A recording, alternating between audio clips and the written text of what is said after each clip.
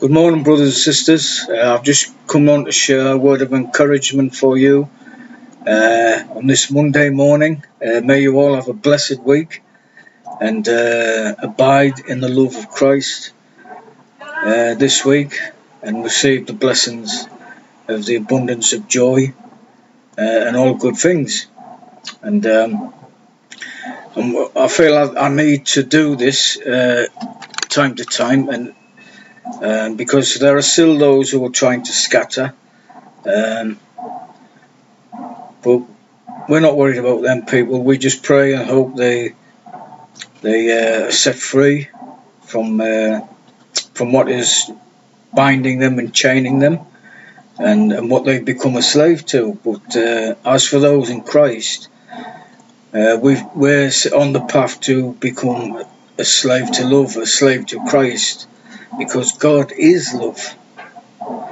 And just to confirm that, the Lord said, if you keep my commandments, you will abide in my love, just as I have kept my Father's commandments and abide in his love.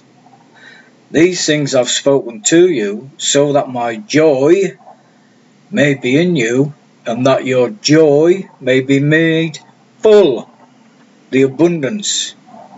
This is my commandment, that you love one another, just as I have loved you.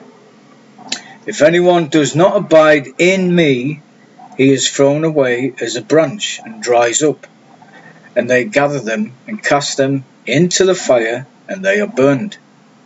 If you abide in me, and my words abide in you, ask whatever you wish, and it will be done for you. My Father is glorified by this, that you bear much fruit, and so prove to be my disciples. So this is how we can tell who are the disciples of Christ, who are in Christ, by their love, not by what they say, by their love, by the way they live their lives, and by the way they speak to others. And as I've said before, to reconcile, to gather in and reconcile, and lift up others above ourselves more than anything. So this is how we fulfill the law, by walking in love, and this is acceptable in the Father's eyes. And because of walking in that love, the bearing of much fruit, the fullness, the tree fully sprouted with fruit of every kind, and we're talking about the fruit of the Spirit, and so you will have the abundance of life in the fullness, because Christ is abiding in you, his word is in you, his word is coming from you, and so Father is glorified through you by your fruit. And so, because of your faithfulness to the living word, to Jesus Christ, you are to be praised and honoured and lifted up. And don't be afraid of that. We're not, we shouldn't be afraid to lift and glorify each other in this way. And it's not done in a prideful way. It's just recognising of the path that you've chosen, that you're on it, and saying, hey, well done, brother and sister. You're keeping on that path. You're choosing to stay on that path, and you're choosing to keep the Lord's word abiding in you. And that Lord's word is love, and we must come to recognise this. Forget about your prophecies. Forget about the fulfilment of things written in the word. It's what abides in you is what glorifies the Father. This is his requirement for his sons and daughters to live. And so whatever you wish, whatever, a promise from your Messiah, whatever you wish, it will be done for you. Now you make of that what you will, but it will be done for you in his way. And so you will have the abundance of joy of life while you're here in this shell, In the shell you will have the abundance of joy of life, because you become a slave to love.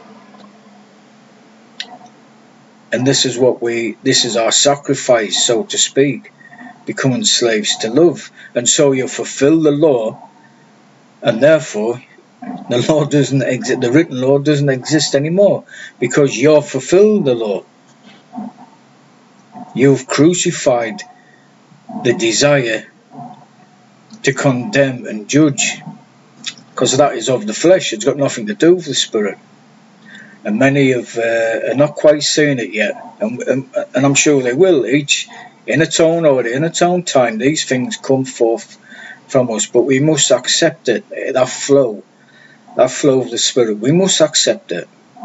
And don't let anybody say to you, "Oh, lovey, lovey, lovey, blah blah blah." It's not that at all. It isn't that sitting playing guitar, singing love songs. Yeah, it isn't that at all. It is a sacrifice that we make to bear the fruit of the spirit, but we do it with joy. And from walking in that sacrifice of our own desires, to walk in love on behalf of others, and behalf of God, to glorify Him in our lives. We've chosen to do this, and we must be set free to do this. And this is the work that the Lord is doing, that the Holy or the Helper is doing. It is called the Helper, to help us to be set free, to help us to be free of ourselves. We will always fall short of the mark. Always. While you're in the shell, we will always fall short of the mark. But Father, in His grace and mercy, doesn't see you in that way. You are cherished and beloved in His sight, and then so is glorified for His own purpose. All these things are for His own purpose, because He deserves all the praise and glory and honor for what He has done for us. And there's nothing we can do except become a slave to love. Peace.